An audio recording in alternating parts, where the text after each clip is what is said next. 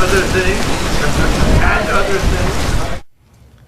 Now, another big name to emerge this weekend is retired Marine Corps General James Mattis as a candidate for defense secretary. Over the weekend, Trump called him the real deal and a true general's general. As for when Trump would announce his next cabinet or senior advisor pick, well, all he would say shortly before he left Bedminster, bound for New York last night, is soon. Mr. Trump, are you announcing any appointments tonight? Great, General. Well, we've made a couple of deals, but we'll let you know soon. Now, today, Mr. Trump is expected to meet with another one of his primary rivals, former Texas Governor Rick Perry. He's rumored to be in the running, possibly for energy secretary. Hard to believe, though, since he once called Trump a cancer on conservatism. Heather? Yeah, how do those meetings, all the yelling back and forth for months? It's got to be a little awkward. Yeah. Hi, politics. how you doing? You called me what?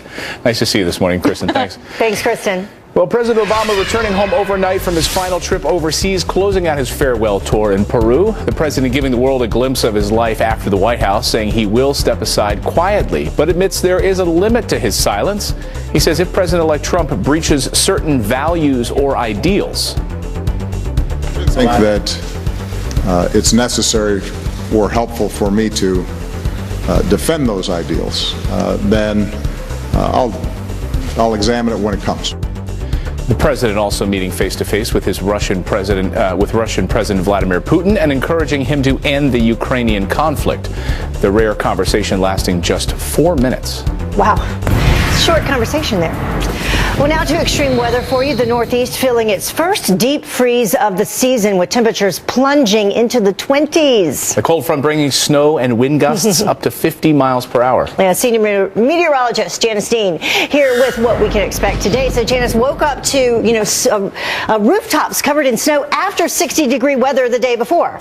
Well, welcome to my world. And the kids out sledding yesterday. What in the heck's going on? Well, it's almost the end of November, getting into December, and Christmas is just around the corner. So we have to make it feel like that, right? I mean, we have been very lucky.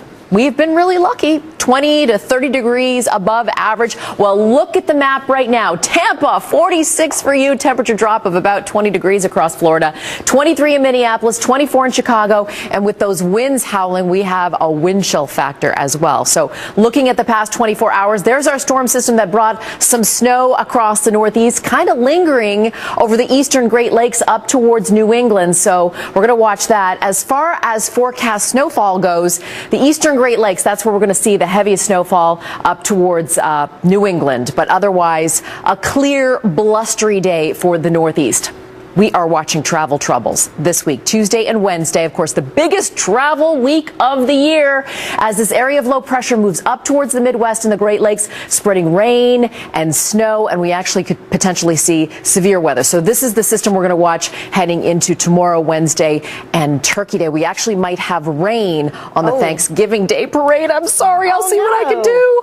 I'll see what I can do. But it is that time of year. Thank you so much, Janice. Of course. Well, some other news headlines for you. A frantic search for a missing woman underway right now as her suspected kidnapper refuses to talk. Washington State Police say that a woman snatched 69-year-old Sandra Harris from her home on Friday morning, demanding cash for her return. Well, police set up a money drop and arrested 49-year-old Teresa Wiltsey.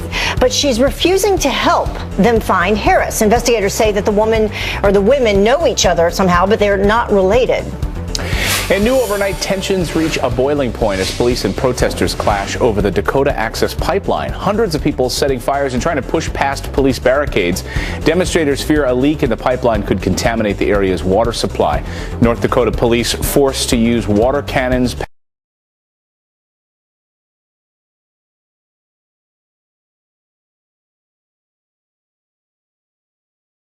pepper spray, and rubber bullets in what's being called an ongoing riot. At least one person arrested overnight. Well, just call him the comeback kid. Tony Blair looked political near the center of politics, British politics. And Blair, a staunch Remain supporter, is looking to be a player in the upcoming Brexit negotiations. And racing into the record books, Jimmy Johnson wins his 7th NASCAR championship. Jimmy, you are the champion. Johnson holding off defending champion Kyle Busch for a come-from-behind win at Homestead Miami Speedway. He started the race at the back of the field and only started leading with 3 laps to go. Johnson ties Dale Earnhardt Sr. and Richard Petty for the most Sprint Cup titles ever won.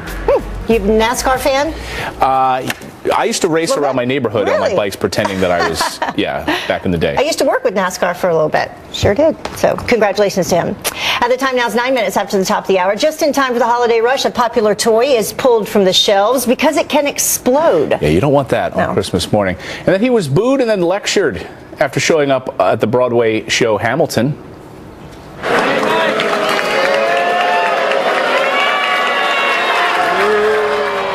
Some people think he was lectured. This morning, Vice President-elect Pence responds to the drama. And then one town dropping holidays like Columbus Day. Wait until you hear what the PC Police is proposing now.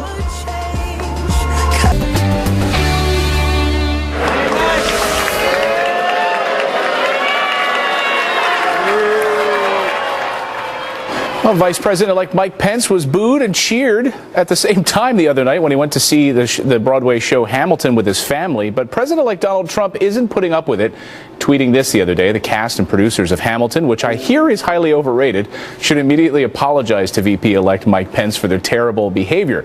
This morning, Rob Schmidt has Mike Pence's response.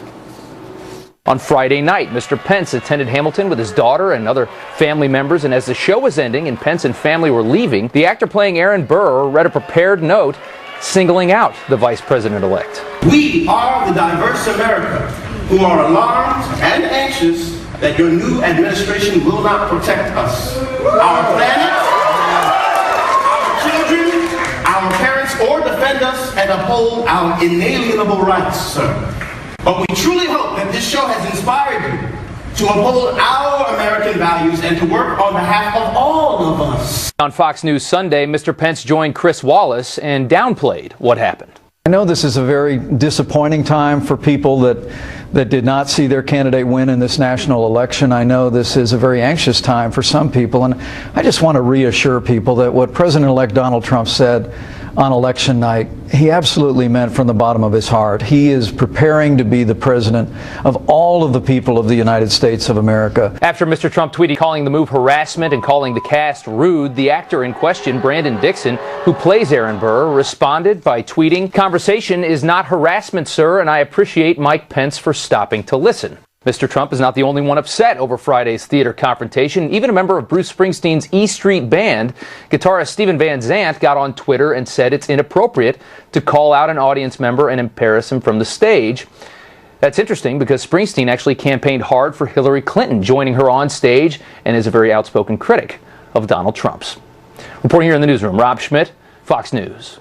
A lot of responses continue to roll in on that one. Well, rapper Kanye West going on another bizarre tirade. West abruptly storming off a California stage after just 3 songs. Google lied to you. Facebook lied to you. I'm on my Trump night. Obama couldn't make America great because he couldn't beat him to be who he was. Sometimes we be playing the politics too much and forgetting who we are. Well, after all that, he canceled his next show. The LA Times reporting that Kanye also nixed the rest of his tour dates. Well, music's biggest stars under one roof for last night's fan-voted American Music Awards, bringing no shortage of drama, glam, and politics. Yeah, host Jay Pharoah and Gigi Hadid feeling the heat after using the election for some punchlines.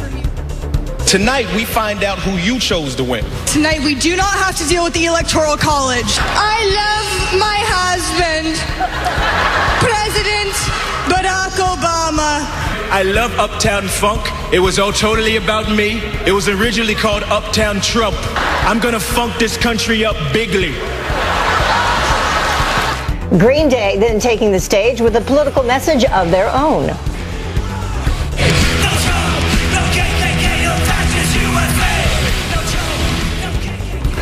Well, Mark Cuban and Idina Menzel mocking Vice President-elect Mike Pence's less than welcoming experience at Broadway's Hamilton. What do you look looking forward to? Not being invited to the inauguration is a good start. Us unsafe, scary theater people wouldn't be invited to the inauguration either. I love you, Hamilton. Well, Selena Gomez taking one of the night's biggest prizes and making a brave comeback following a brief break from showbiz. I had everything, and I was absolutely broken inside. And I kept it all together enough to where I would never let you down, but I kept it too much together to where I let myself down. Ariana Grande, Justin Bieber, and Drake also winning big. Well, let's keep talking about this morning. Are these the right platforms for performers to make political statements? Log on to Fox and Friends' first Facebook page right after the show for a debate, live debate. Use that hashtag KeepTalking. Yeah, it will be interesting to see what the ratings are, I think, for that. Yeah, does anyone watch those? I don't know. Kind of expected it's going to become political at this point. Right. The time now is about 17 minutes after the top of the hour. Mitt Romney is being looked at as a serious candidate for Secretary of State. We had a far-reaching conversation and look forward to the coming administration. But how would his State Department compare to one of, say, former New York City Mayor Rudy Giuliani? Our political panel on deck to weigh in. And could Trump Tower trump the White House? What we've just learned about our next First Lady's living arrangements.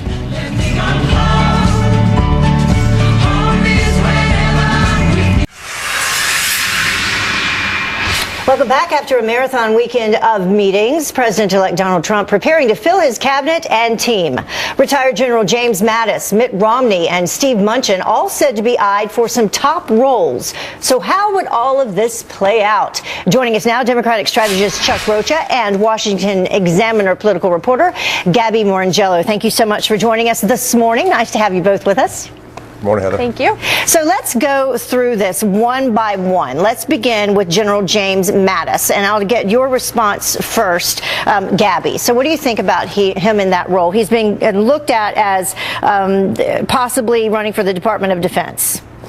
Right. Well, you know, he's a highly respected general in the military community, always had the respect of the Marines that he led. And what's really interesting about this is that he was once floated as a potential third-party challenger to Donald Trump by the anti-Trump crowd. So for Donald Trump to be even meeting with him, to be considering with him, and to be offering such high praise of him after these meetings signals that he is under serious consideration for this role. And I think he would be a good fit. I know a lot of military leaders, a lot of foreign leaders who would have a tremendous amount of respect for him as Secretary of Defense. And what do you think, Chuck?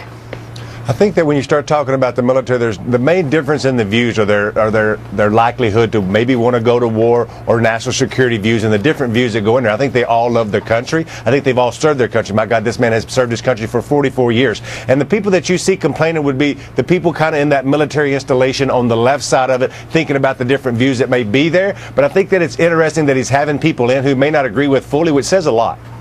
All right, so Gabby, Steve Mnuchin, let's move on to him. He's Trump's finance chairman, also a former Goldman Sachs banker. Would he be a good choice? Well, there's been some criticism about Donald Trump looking to staff his administration, especially in the economic side, with people who are from Wall Street, who have a background in Wall Street. And, you know, Steve Mnuchin is one of the people who have been the subject of such criticism.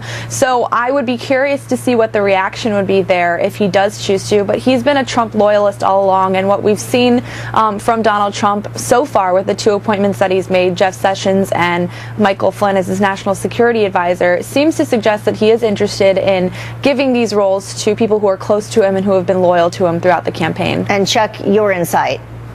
You know, I was looking at this, and if you think about the Goldman Sachs connection, we've had a lot of Goldman Sachs type executives be in the Treasury Department, and I think that it says something about Donald Trump, who knows a lot about finance and who knows a lot about real estate. And here's somebody who's been really close to him in the inner circles, who also knows a lot about finance. I think you're going to hear a lot of cries from the left, imagine that, about another Wall Street person being there. So I think it's how you walk that divide will be the key. Okay, let's talk about Secretary of State. Giuliani versus Romney, and how might the world react to these two very different picks? And as we talk about them, we can bring up the differences in terms of how they view the world and how they would serve as Secretary of State, Romney versus Giuliani. Gabby, what do you think? Yeah, well, look, Romney would be a really interesting appointment because he's far more intellectually nimble than Michael Flynn and he has far different positions on, the posture towards Russia that he thinks the Trump administration should hold. Look at the differences there, most importantly, and then also, for Trump to be reaching out to Mitt Romney is a highly respected individual. He has earned praise from Democrats, even as he's been under consideration for Secretary of State. I mean, Congressman Adam Schiff yesterday said that he would be an awesome choice for Secretary of State. Rand Paul said he would be an even keel pick. So I think that world leaders would react similarly. He's respected. He would be an awesome top diplomat in that role. And Chuck, two very different personalities when it came to the campaign itself with these two.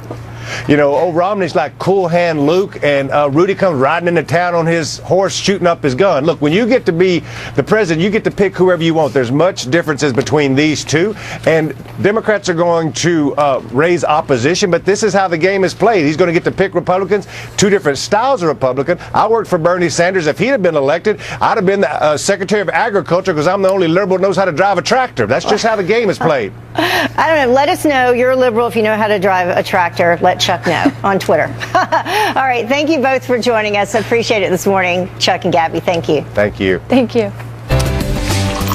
All right, the time is now 26 minutes past the hour. Time to brew on this. The PC police at it again, changing holiday names like something out of a sitcom. Happy Festivus. Festivus. When George was growing up, his father. It's nothing. It's a stupid holiday my father invented. It doesn't exist. Happy Festivus, Georgie. City officials in Bloomington, Indiana, renaming two of their paid holidays to be more culturally sensitive. It's not Columbus Day anymore. They're now calling it the Fall Holiday.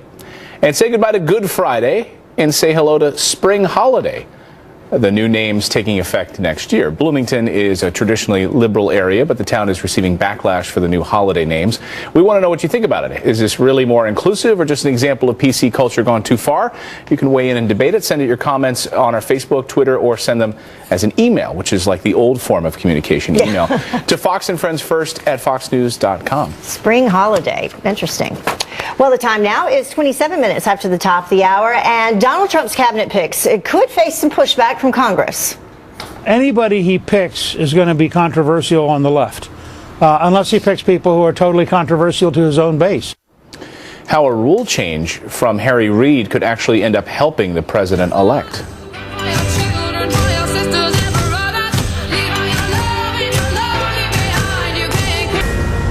It is Monday, November 21st, and this is a Fox News alert of officers ambushed in separate attacks, one gunned down execution style while writing a ticket, another shot while sitting in his patrol car. And make no mistake about it, this is pure evil when you execute an individual in cold blood. The brand new surveillance video police want you to see. And Donald Trump heads back to the Big Apple after a marathon weekend of meetings with potential cabinet picks. Really fantastic days. Had tremendous talent, tremendous people, and I think we have some really incredible people going to be working for the country to make America great again. So who is he meeting with today? We are live in D.C. And a flag on the play?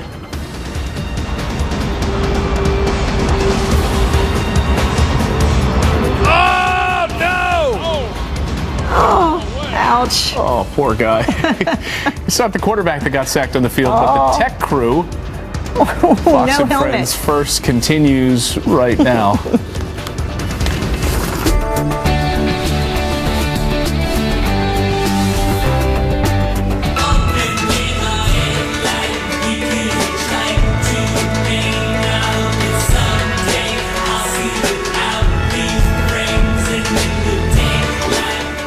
Good morning to you. Not quite daylight yet here in New York City, but it is a cold one out there. It is freezing, yeah. Good morning. You're watching Fox and Friends First. I'm Heather Childers. And I'm Clayton Morris. It is 32 minutes now after the hour. We begin with this Fox News alert. Officers under attack across the country. Yeah, one of them, a veteran officer in San Antonio, murdered execution style. Let's get right to Kelly Wright live with new information on this. Good morning, Kelly. Good morning, Clayton. Heather, a tragic and disturbing day for police in San Antonio. A massive manhunt is now underway for a suspect who shot and killed 50-year-old Detective Benjamin Marconi. Marconi was sitting in his cruiser, writing a ticket, when a gunman drove up behind him in a black sedan, then walking over to his window and shooting him twice in the head. The deliberate and violent daytime ambush sending shockwaves through the city. This type of senseless violence is unacceptable. Most families will be celebrating the holidays. SAPD will be burying one of its own because of an ultimate act of cowardice by a suspect who will be caught and brought to justice. San Antonio police say they're questioning a person of interest who has not been identified as a suspect. Police now asking for help identifying the man you're looking at in this picture, believing he may have information.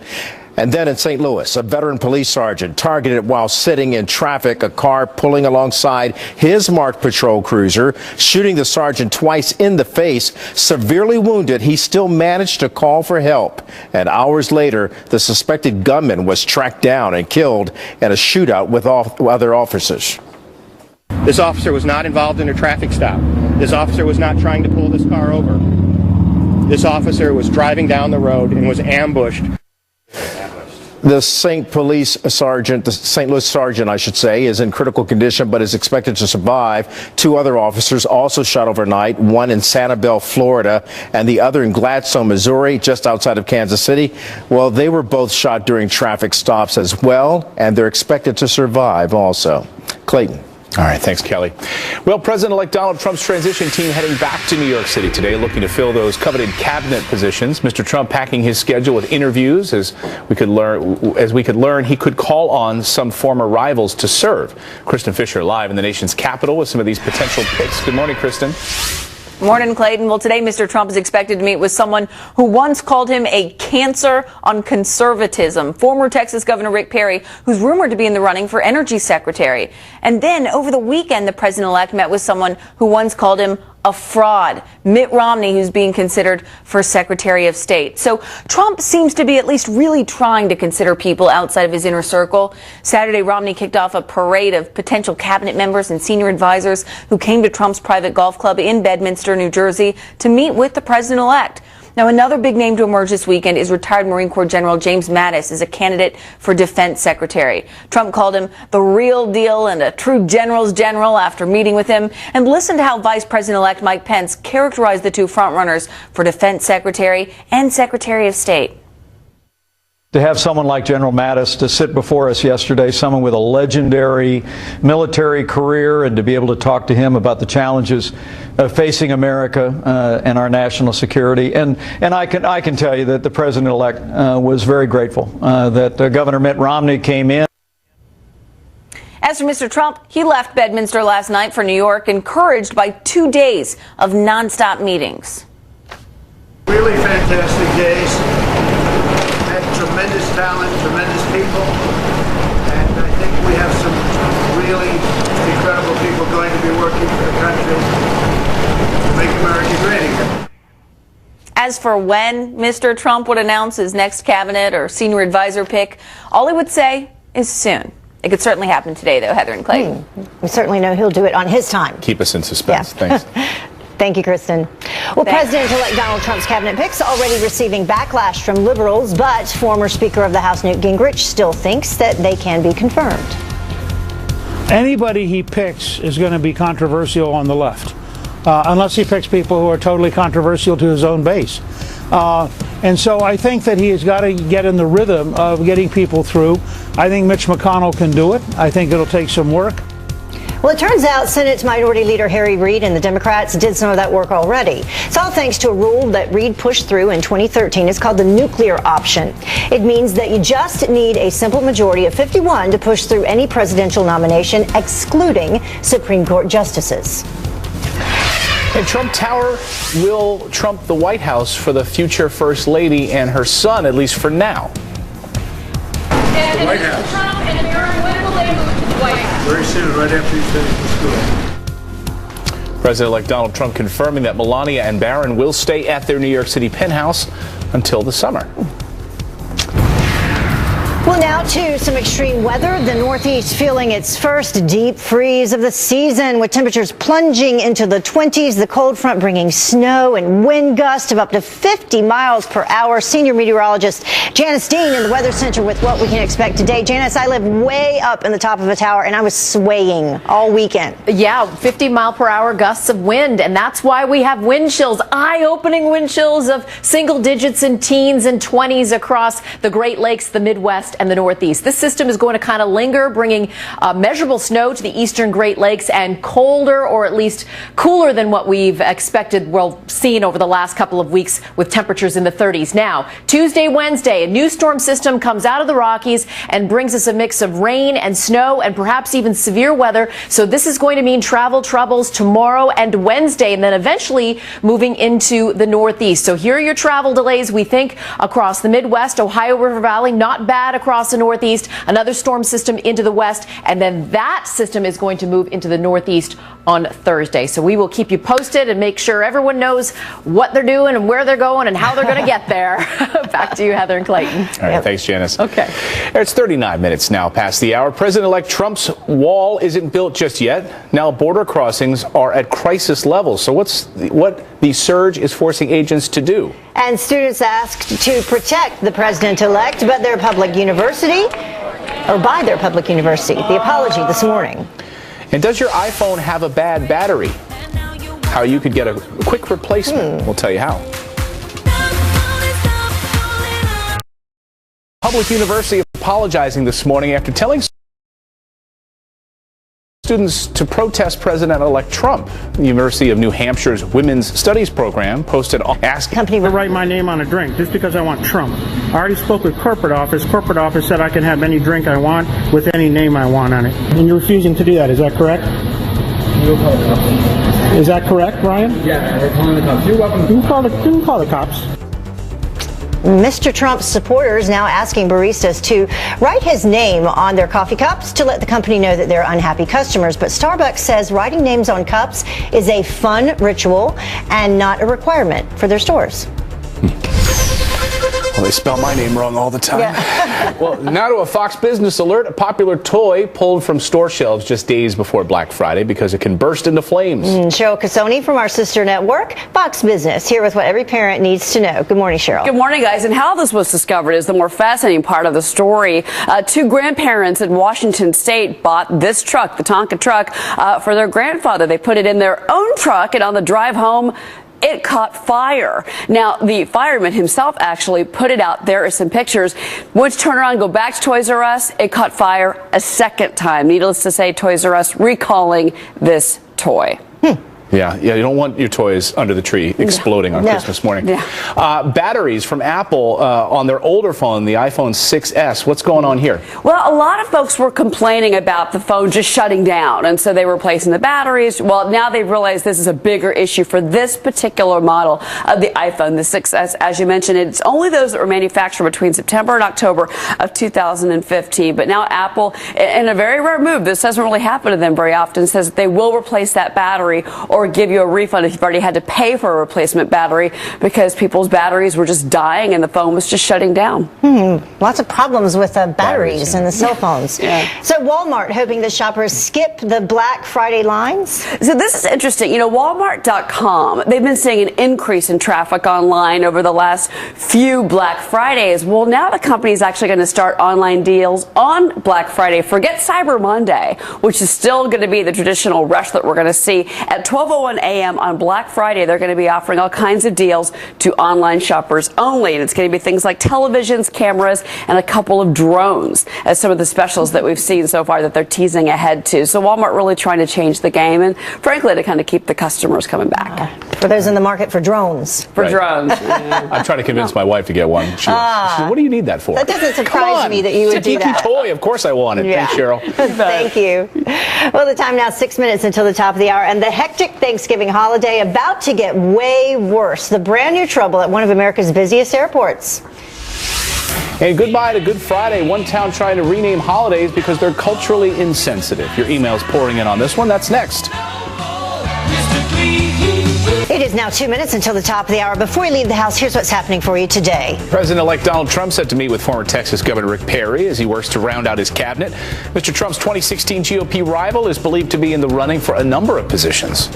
And we will find out today when Chicago O'Hare Airport workers will walk off the job. The strike for higher wages set to happen this week, causing mass chaos at one of America's busiest airports during one of the busiest travel weeks of the year. But there's good news if you're hitting the road instead of the skies. Gas prices are dropping. The national average, as of now, is $2.14,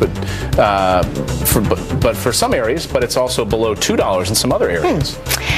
And now it's time for your brew on this responses. Bloomington, Indiana wants to change the names of two major holidays so that they can be more inclusive. Yeah, they want to replace Columbus Day with Fall Holiday, and they want to replace Good Friday with Spring Holiday. So we asked, is this really more inclusive or just an example of PC culture gone too far? Your responses have been overwhelmingly against this. Shocking. Crystal on Facebook writing, if they're going to rename the holidays, they should just get rid of them and not celebrate at all.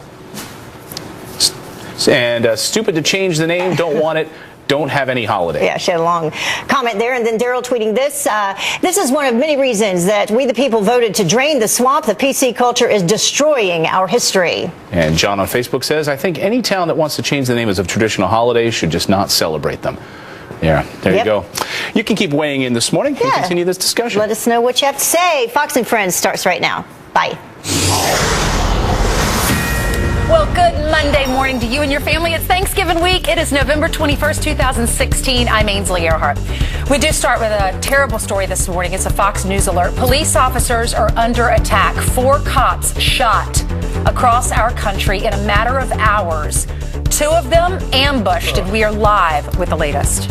Just terrible. Meanwhile, Donald Trump back in the Big Apple after a marathon weekend of meetings in New Jersey. What's on deck today? And a closer look at the man known as Mad Dog Mattis, who could soon be in charge of the war on terror. All right, and just call it the Un-American Music Awards. I love my husband, President Barack Obama. I love Bruno Mars. I don't know what color he is, so I can't deport him. Music's biggest stars come together to bash President-elect and the future First Lady. Was that really the right place and right time? And who won Best Musical? Is it still funny? Yeah, I'm not really sure, but Ainsley, can I just wrap everything up? Finish. Let me just review our slogan. Mornings are better with friends.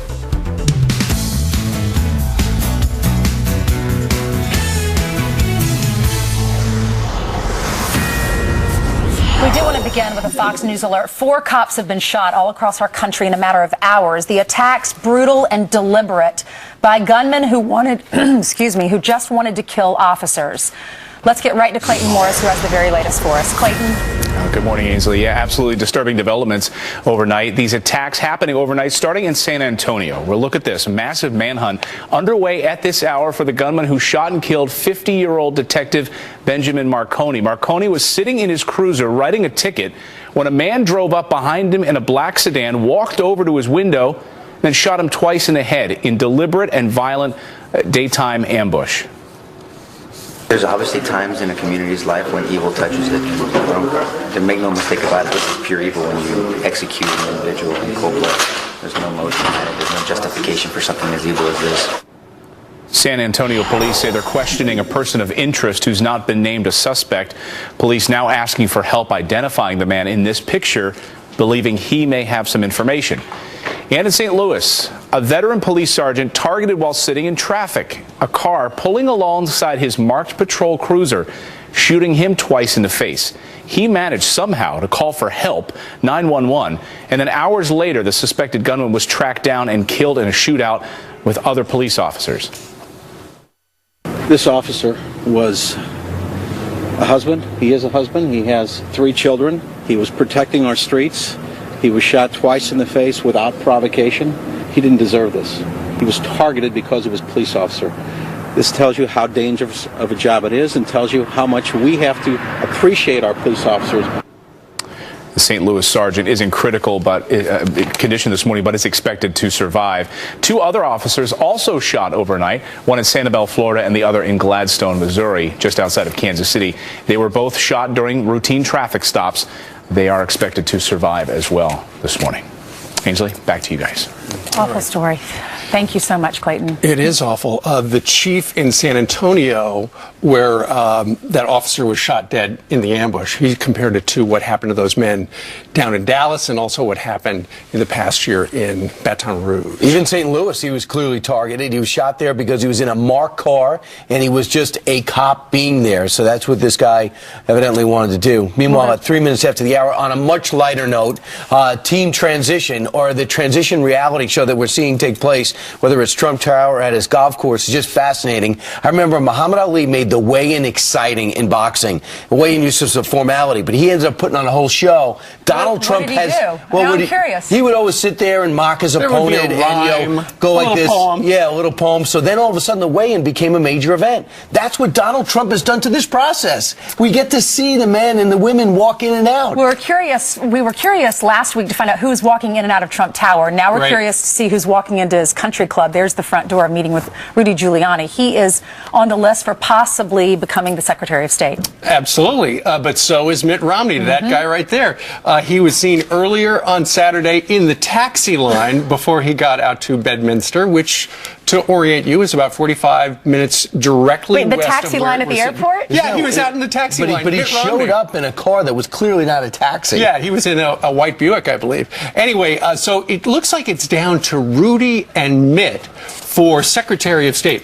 According to the Wall Street Journal, they're not going to make the determination, an announcement of who's going to be Secretary of State until after Thanksgiving. But nonetheless, Mr. Pence, the vice president who loves to go to Broadway, he said Mitt Romney, he's right at the top of the list. Listen to this. To have someone like General Mattis to sit before us yesterday, someone with a legendary military career, and to be able to talk to him about the challenges facing America and our national security. And I can tell you that the president-elect was very grateful that Governor Mitt Romney came in. They had a good meeting. It was a warm and a substantive exchange, and I know he's under active consideration to be the Secretary of State of the United States, along with some other very distinguished Americans. So I looked up the salary. The Secretary of State makes $186,600. So Mitt Romney has so much money. Great for the average person. Right, a lot of money. A lot of money. But Mitt Romney, like, he has so much money that we know of that he's saved, and he could afford to take this job and still keep up his lifestyle. I don't know about Rudy. Right. He'd have to give up his businesses here in New York. Right. I imagine he's done quite well, too. I was just fascinated to see Mitt Romney get out of the car and walk in there, because we've never heard Mitt Romney or Donald Trump walk back their disparaging comments about each other.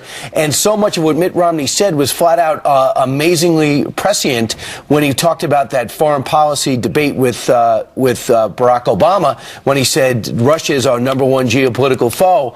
Donald Trump doesn't believe that. So fundamentally, one of their major things, they're not going to see eye to eye. Well, national security is also a big issue. Absolutely. And there have been different rumors as to who's going to fill that position. Yesterday, I was on the Curvy Couch, and I was talking to Pete Hegseth about it. And I said, what do you think of General Mattis? And he said, he's an amazing guy. I hope he gets the position. He is an amazing guy. He, of course, replaced David Petraeus as the commander of CENTCOM, known as Mad Dog Mattis, the warrior monk, married to the Marines. He's a guy who has a colorful history, apparently never owned a television in his life, but he has had some unbelievable quotes.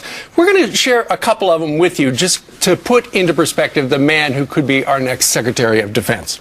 All right, you are part of the world's most feared and trusted force. Engage your brain before you engage your weapon. Another one was be polite, be professional, but have a plan to kill everybody you meet. Wow. Which is interesting. I mean, everyone prepares for meetings differently. This article that I read this morning says he's very experienced with Islamic terrorists and insurgents. He once told a group of surrendered Iraqi officers that if they messed with him, he would kill all of them. Yeah. Tough guy. All right.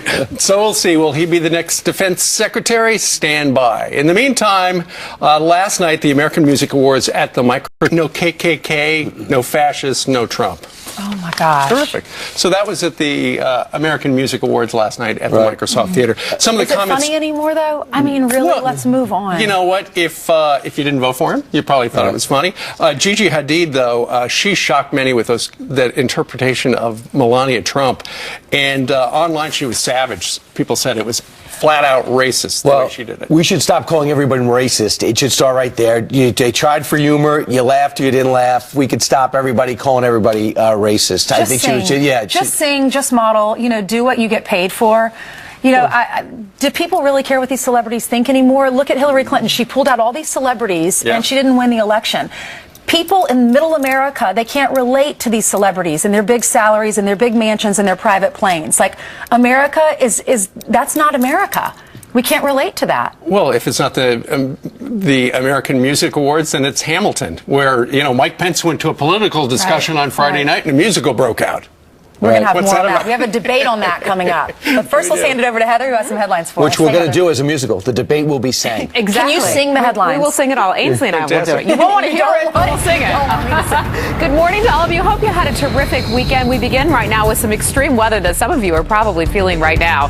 The Northeast feeling its first deep freeze of the season, with temperatures plunging into the 20s. The cold front bringing snow and wind gusts up to 50 miles per hour, knocking out power for thousands in upstate New York, as we take a look at this coming out of Rochester. Forecasters expecting up to 2 feet of snow in the Adirondacks by tonight. Oh no. Had some flurries coming into the city this morning. I did. Well, President Obama returns home from his final overseas trip while in Peru. The president saying he will step aside quietly, but says there's a limit to his silence if President-elect Trump breaches what he calls certain values or ideals. If I think that it's necessary or helpful for me to defend those ideals, then I'll examine it when it comes.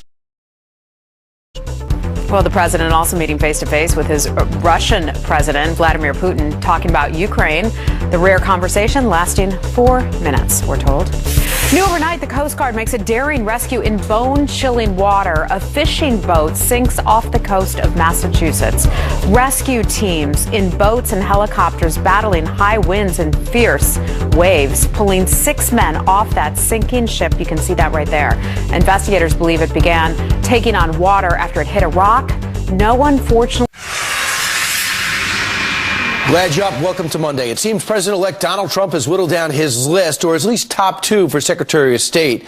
It'll be Mitt Romney, it seems, or former Mayor of New York, Rudy Giuliani. They met over the weekend, both of them same day. But how might these two men have different approaches to the same job as the next Secretary of State? Joining us right now to weigh in, Hudson Institute fellow Rebecca Heinrichs. She has served as foreign policy advisor to Republican Congressman Trent Franks. All right, Rebecca, first off, let's take a look at Mitt Romney. Number one, do you think the thing that sticks out with me first is he was all over the Russia problem. Russia had not really emerged that much as a big counter to us, but now they certainly have.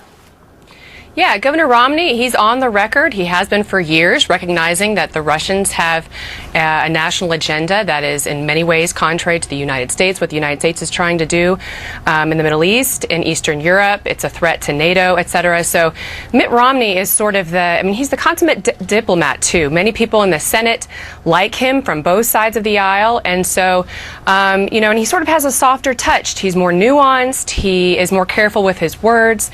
And so President-elect Trump might decide that Mitt Romney might be the way to go, especially if he's got some... Yeah, he said he likes his look. The problem is Donald Trump definitely disagrees as of now with his view on Russia, even though it looks like Mitt Romney is closer to the truth. The problem is, too, is that these two couldn't have been ruder to each other about the foundation of each other's character.